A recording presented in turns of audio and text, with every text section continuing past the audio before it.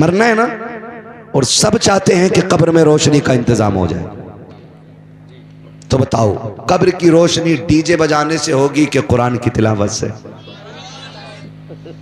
हाँ, कब्र की तैयारियां करें हम लोग। अंधेरा है, मिट्टी है, वहां कीड़े मकोड़े हैं, बिच्छू हैं, सांप हैं, क्या तैयारी है? अगर एक सांप घर में घुस जाए और भले ही वो पानी वाली मछैंद हो, सारे तांत्रिक ला के पड़वा के कहता इसे निकालो, घुस नहीं सकता एक बंदा भी। जिसमें मछैंद घुस जाए घर में, उसमें बंदा नहीं घुसता। कब्र तो कीड़ों का घर है, सांप बिच्छू का ठिकाना है। फिर तैयारी क्या है?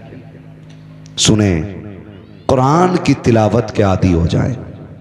ये दो बच्चे बैठे, एक बच्चा गदापुर का और दूसरा बच्चा गालिबन बाहर का, दोनों है। हाँ, मैं कच्चा वाला लगाया करो, थोड़े पैसे और लगा लिया करो यार। अब कब तक इसमें मुंह बढ़ा के बात करें? दोनों बच्चे गदापुर के। इस बात पर मैं कहता हूं सुभान अल्लाह, क्योंकि आपने चराग तले अंधेरा नहीं रहने दिया है। मदरसा भी आपका, बच्चे भी आपके ही। आज 2 फारिग हुए हैं, अल्लाह करे आने वाले दौर में 9 फारिग हो जाए। हाँ, और आप लोगों की मोहब्बत अगर कुरान से रही तो फारिग होंगे इंशाअल्लाह, है ना? तो उजाला चाहते हैं ना कब्र में, तो कुरान की तिलावत के आदी बन जाइए। क्या करना है? सुबह फजर बाद उठ के सूरह यासीन पढ़नी है, सोने से पहले सूरह मुल्क की तिलावत करनी है। ये बहुत बड़ी बड़ी सूरतें नहीं है, ये छोटी छोटी सूरतें पढ़ेंगे इंशाअल्लाह तजवीद की रियायत से। फरमाया गया जब कुरान की तिलावत करने वाला, कुरान से प्यार करने वाला, कुरान से मोहब्बत करने वाला मरता है ना, तो फिर वो अकेला नहीं जाता है। जब हम उसे गुस्ल दे करके, नहला करके, तैयार करके, कफन में लपेट के रख देते हैं ना, तो वो कुरान जिसे उसने पूरी जिंदगी पढ़ा है, वो कफन और सीने के बीच में आके बैठ जाता है, छुप जाता है। कहां? कफन और सीने के बीच में आकर के छुप जाता है। जनाजा घर से उठा, कुरान साथ है, पूरी रात चलते रहे, कुरान साथ है। नमाज जनाजा होती रही, कुरान मरने वाले के साथ है। लोग उठा के कब्र तक लाए, कुरान साथ रहा। कब्र में उतारा गया, कुरान तब भी साथ। तख्ते लगते रखे, कुरान तब भी साथ। मिट्टी डाली गई, कुरान तब भी साथ। बाप जो चूम चूम के न थकता था, वो मिट्टी डाल के पलट गया, लेकिन कुरान फिर भी साथ है। सगे भाई छोड़ के आ गए, कुरान फिर भी साथ है। जो साथ जीने मरने की कसमें खाते रखे, वो यार मिट्टी डाल के आ गए। किसी ने कहा ये सुराख भी बंद करो, ये सुराख भी बंद करो। सारे दौड़ गए बिरयानी की तरफ, कोई कौरमे की तरफ भागा, कोई प्लेटों के लिए लड़ गया। हद तो ये है कि सारे छोड़ के आ गए, लेकिन जिस कुरान को सुबह पढ़ता रहा, शाम पढ़ता रहा, वो कुरान कफन और सीने के बीच में मौजूद है। कब्र में अंधेरा के मिट्टी डाल कर लोग आ जाते हैं, फिर कब्र में वो फरिश्ते आते हैं जिनको मुनकर नकीर कहा जाता है। जैसे कि आकर के मरने वाले के चेहरे से कफन को हटाया जाता है, इससे पहले कि वो कुछ कहें, वो मरने वाले को उठाते हैं, उससे सवाल का आगाज करें। कुरान सीने से निकलता है, कफन और सीने के बीच से निकल के आता है। खूबसूरत शक्ल सूरत होती है, आके फरिश्तों के मरने वाले के बीच में खड़ा होता है। खबरदारी से न छेड़िएगा, इससे कुछ न कहिएगा, मैं इसके साथ आया हूँ, जो बात करनी है मुझसे कीजिए। वो पूछते हैं बता तो सकी तू कौन है? कहा मुझसे ना पूछो, अभी ये बताओ कि जब तक तुम यहाँ हो ठहरे रहना, मैं तुमको इससे हिसाब नहीं लेने दूंगा। वो कहते हैं हमें रब ने भेजा कर, फरिश्ते कहते हैं रब ने भेजा कर। कुरान कहता ठहरो, मैं रब से बात करके आता हूँ। कुरान रब की बारगाह में जाता है, जाके कहता मालिक मैं तेरा कुरान हूँ, आज मुझसे मोहब्बत करने वाला कब्र में आ गया के तेरे फरिश्ते आ गए के, मालिक उन्हें वापस बुला ले, मेरे प्यार करने वाले को परेशान ना करें। कुरान इजाजत लेके जब वापस आता है,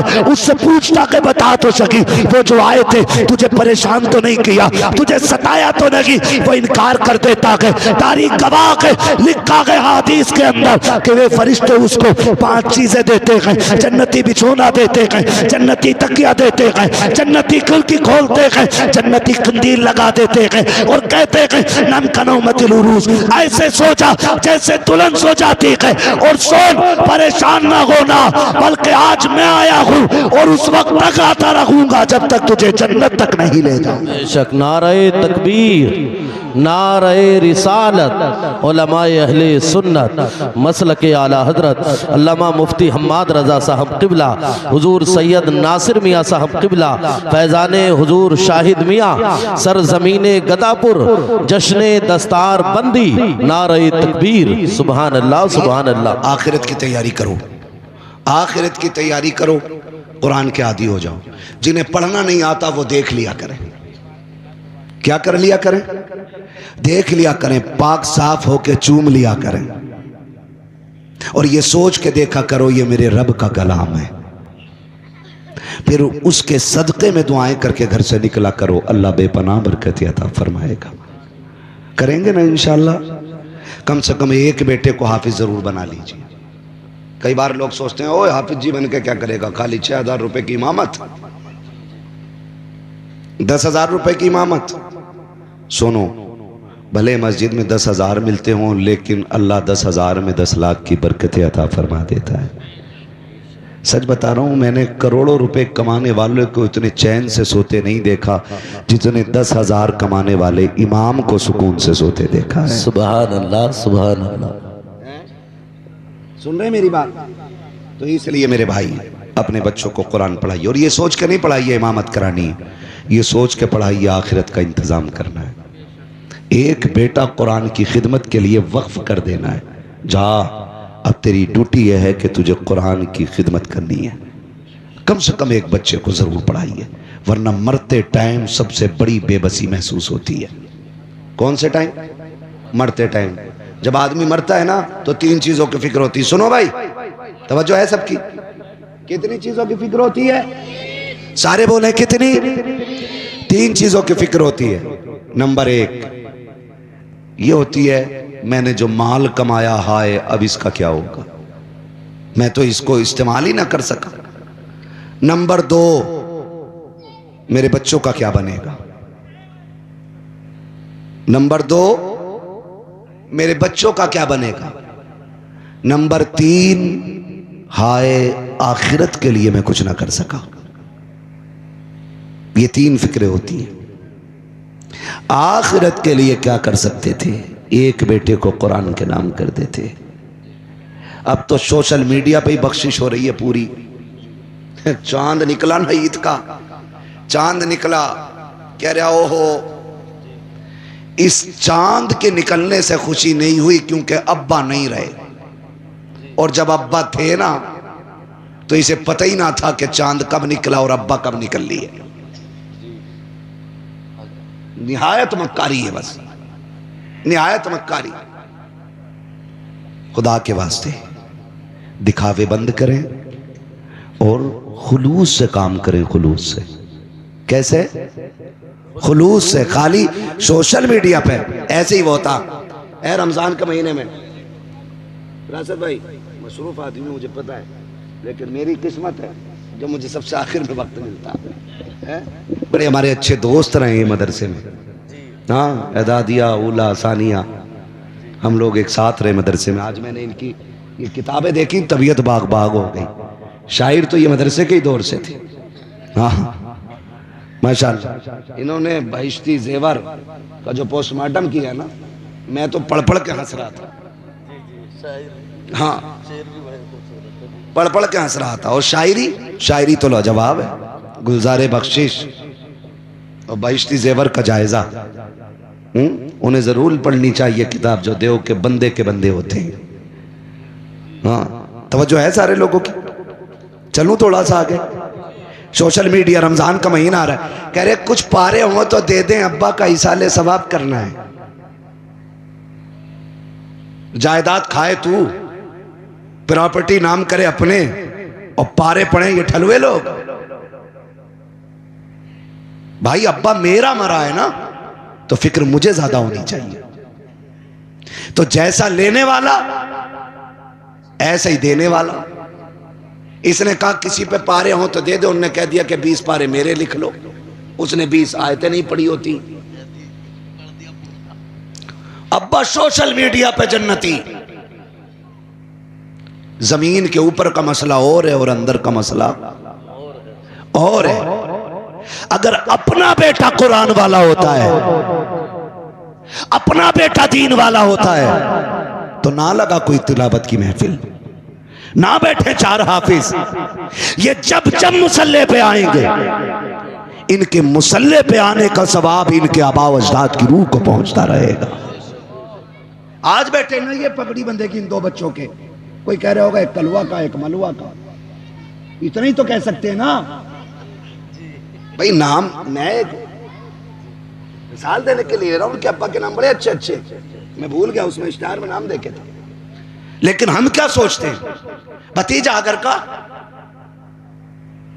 अरे अरे ऐसे करके बात करनी ना। अगर सीने में कुरान आए ना, तो फिर तू कितना भी बड़ा है, अगर ये गुजरा करें तो उठ के खड़ा हो जाया कर, क्योंकि इसके सीने में रब ने कायनात की सबसे बड़ी दौलत अता फरमा दी है भाई। अदालत में लोग बैठे हो और जज आ जाए, कोई बैठा रहता? क्यों, जलजला आने वाला था क्या, तूफान? नहीं, क्योंकि उसकी पोस्ट बहुत बड़ी है, तो सारे लोग उसके मनसब का एहतराम करते हैं। LLB, PhD, MBBS, BUMS, IS, IPS, ये सारी डिग्रियां अपनी जगह है, लेकिन कुरान का हाफिज होने की डिग्री अपनी जगह होती है। इनके एहतराम में खड़े होना चाहिए, बेशक खड़े होना चाहिए, ताकि पता चले हम कुरान से कितना प्यार कर रहे हैं। इन्हें इज्जत दिया करें, इनको एहतराम की निगाह से देखा करें। एक बेटे को कुरान पढ़ा लो, वरना ये दुनिया बड़ी बेवफा है। ये 40वें तक याद रखती है, क्योंकि चने मिल जाते हैं, कहीं 10वें तक याद रखा जाता है। हाँ, 10वें तक कह रहे 1 मुट्ठी मिले थे, 2 मुट्ठी मिले थे। 2 साल के बाद भी अगर किसी मरने वाले को हमारी कौम याद करती है, तो ये कह के याद करती है, हो भाई उनके जब चढ़े हुए थे ना, तो जेबें भर भर के लाए थे मस्जिद में से। इससे ज्यादा कोई याद करने के लिए तैयार नहीं। तो तुम्हें क्या लगता है तुम्हारी कब्र पे ताजमहल बनेगा? मेरी कब्र के चारों तरफ लाल किले की दीवारें खड़ी होंगी? जाता सुनो दवाएं बेचने वालों, तुम्हारी दवाएं अपनी जगह है, फैसले वही होने हैं जो खुदा करता है, जो खुदा करता है। एक बेटे को हाफिज जरूर बना लें, एक बेटे को कुरान जरूर दे दें, ताकि अगर मर जाओ और तुम कब्र में हो, लोग तुम्हारे जनाजे में इसलिए ना आए कि तुम बहुत अच्छे आदमी थे, ना ये सोच करके आए कि तुम्हारे जनाजे में जाके बख्शे जाएंगे।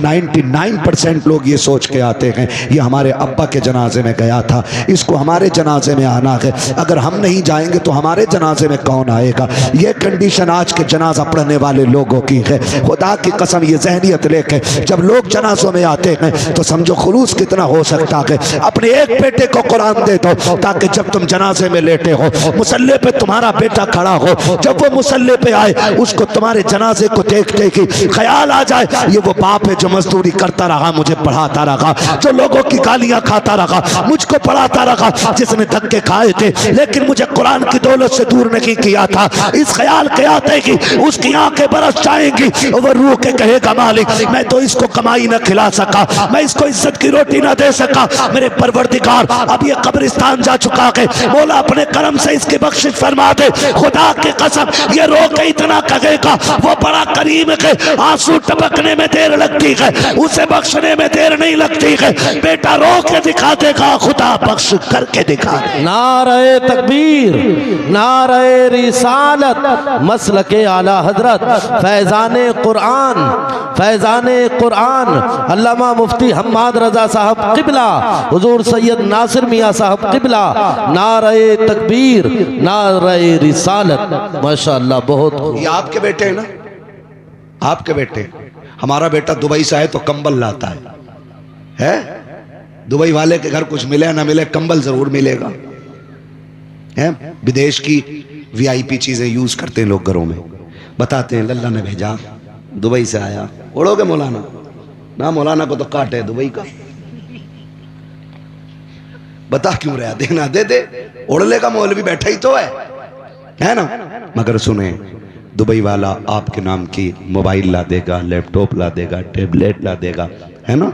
आपके लिए कंबल ला देगा, आपके लिए कपड़े ला देगा, और भी कोई चीज़ दुबई की ला के दे सकता है। लेकिन ये कुरान पढ़ने वाले जब घर जाएंगे ना, तो ये दुबई का कंबल नहीं, वहाँ का लैपटॉप नहीं, लेकिन इतना ज़रूर है, माँ बाप के लिए जन्नत का टिकट लेके जाने वाले हैं। सुभान अल्लाह, सुभान अल्लाह। जन्नत का टिकट लेके जाने वाले हैं। ये घर जाएंगे, अब्बा को जाके देंगे, अब्बा आज मैं तेरा ख्वाब पूरा करके आ गया, मैं तेरे लिए जन्नत का टिकट लेके आ गया हूँ। हाँ, पूछो इन उलमा से, आपने सुना भी होगा, मुफ्तियान इकराम से, उलमा अहले सुन्नत से। हाँ, आपने सुना होगा कि क़यामत में, मैदान क़यामत में हुफ़ाज़ इकराम के वालिदैन को ऐसा ताज पहना जाएगा जिसकी रोशनी चांद सूरज से ज़्यादा होगी। है सुबह। तो ये टिकट है, जन्नत का टिकट है। अपने बच्चों को कुरान दे दो, कोई गारंटी नहीं है। हाँ, MBBS एक गोली के अलावा कुछ नहीं दे सकता है, आखिरी टाइम बोतल ही लगा देगा, लेकिन वो भी कब्र के ऊपर ऊपर, कब्र के अंदर के लिए कोई ठंडक नहीं। ठंडक वही देगा जिस बेटे को हमने तमाम डिग्रियों के साथ कुरान भी दिया होगा। सारी डिग्रियां दें, लेकिन साथ में कुरान भी दें। पढ़ाएंगे बच्चों को इंशाल्लाह, पढ़ाएंगे इंशाल्लाह, वादा करते हैं इंशाल्लाह। और ये जो इख्तलाफात है ना, भाई भाई का दुश्मन बन गया है। बीघे भर बीसे भर पे एक दुकान को लेके, एक मकान को लेके, निकलो इससे, निकलो। आज हम कहाँ खड़े हैं, दुनिया मिटाने पे लगी है। इजराइल जैसा मरदूद मुल्क मुसलमानों के पीछे हाथ धो के पड़ गया है, लेकिन हमें इन यहूदियों की औकात मालूम है। ऐसा पटका था खैबर में अली ने कि आज तक मुसलमानों के बच्चों से इनकी रूह कांपा करती है। हाँ, मुसलमानों के बच्चे से। अभी फिलिस्तीन के एक बच्चे को, 18 महीने का बच्चा, बाप के साथ मार्केट गोद में गया था, बाप को भी पकड़ा इजराइलियों ने। लोग इनको इंसान कहते हैं, मेरी समझ में बात नहीं आती, और फिर कहते हैं हम अमन पसंद है। हम तो ये मानते हैं जो आतंकवादियों के साथ होता वो भी आतंकवादी होता है, सीधी सी बात है। हाँ, है तवज्जो सारे लोगों की। पकड़ा बाप को, और बाप को जहनी तकलीफ देने के लिए 18 महीने के बच्चे को सिगरेट से जलाया जाता, सिगरेट से।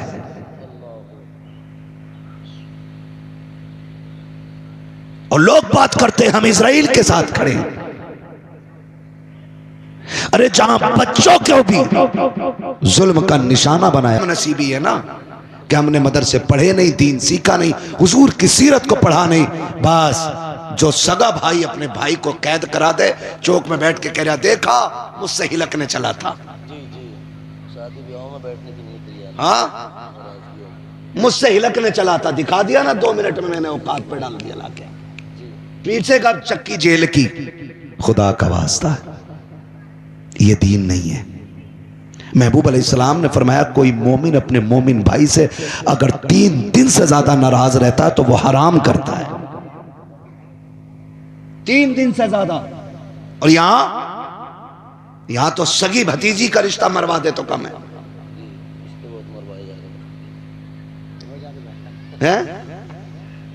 रिश्ते सगी भतीजियों के, भतीजी बेटी होती है, भतीजा बेटा होता है, उनके रिश्ते मरवा देते हैं। लड़की देखने कोई आए तो सुइया की तरह दीवार से चिपक जाता, पहले ही छिपकली की तरह, कोई निकले कोई निकले। अब जाहिर है खा पी के तो देख निकलते ही बाहर, क्योंकि ये भी कतई ठलुए हैं। नमक का पानी पी के तो लड़की देखने जाते हैं, हराम की मिल जाती यहां तक खाने के लिए। निकले मुंह में तीली डाली, वो छिपकली चिपका हुआ था पहले से दीवार से।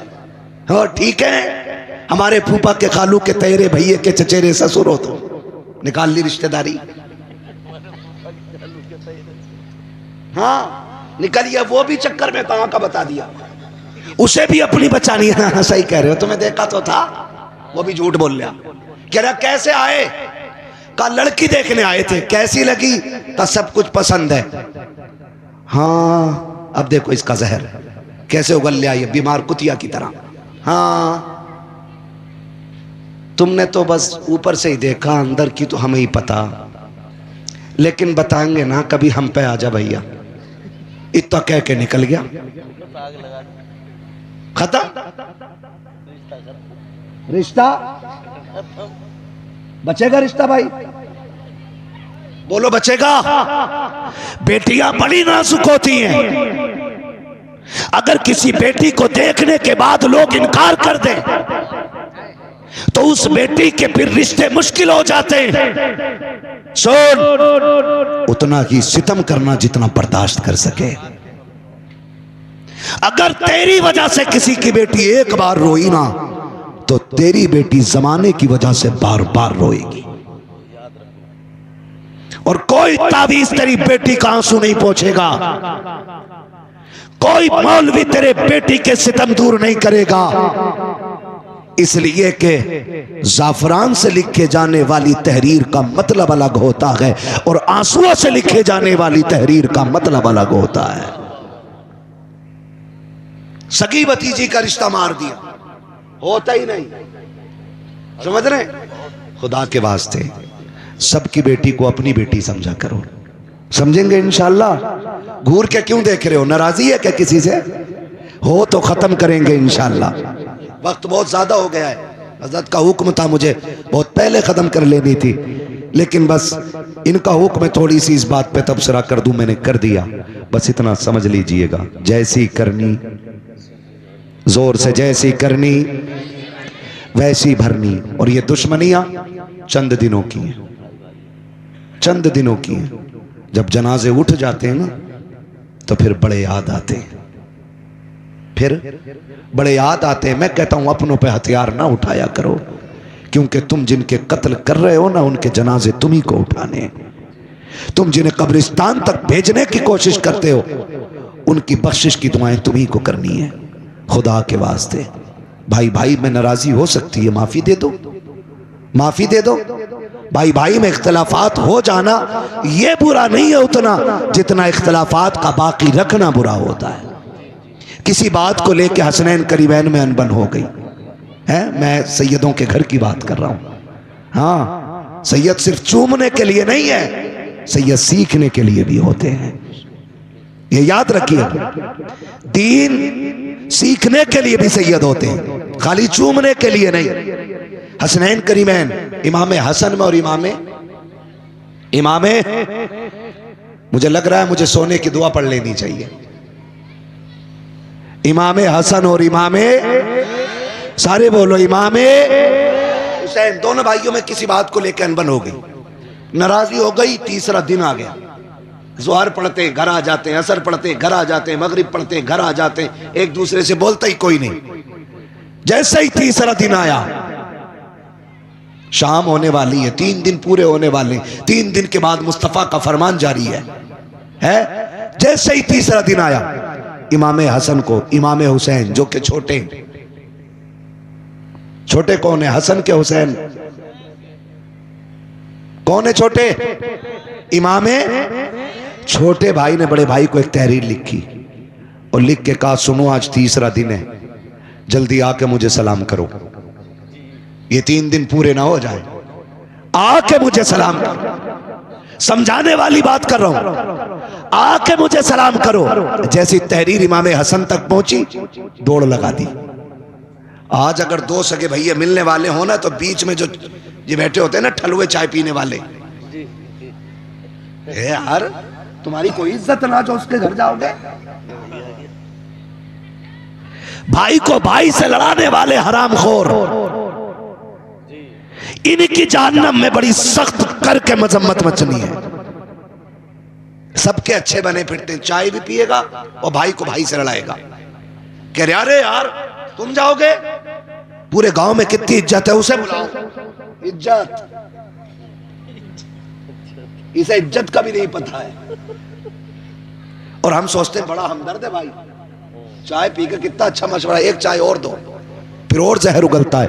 ऐसे लोगों से होशियार हो जाओ। खुदा की कसम, एक नहीं पूरी जिंदगी तुम्हारे साथ हराम की चाय पे बैठ के गुजारने वाला उतना अच्छा नहीं हो सकता है जितना तुम्हारे लिए तुम्हारा सगा भाई अच्छा हो सकता है। इमाम हसन तक तहरीर पहुंची है, दौड़ लग गई है, आके हुसैन को सलाम किया है। सलाम करके दोनों बैठ गए, बात करने लगे। इमाम हसन ने कहा था, हुसैन छोटे तुम थे, बड़ा मैं था, आना तुम्हें चाहिए था, मुझे क्यों बुलाया?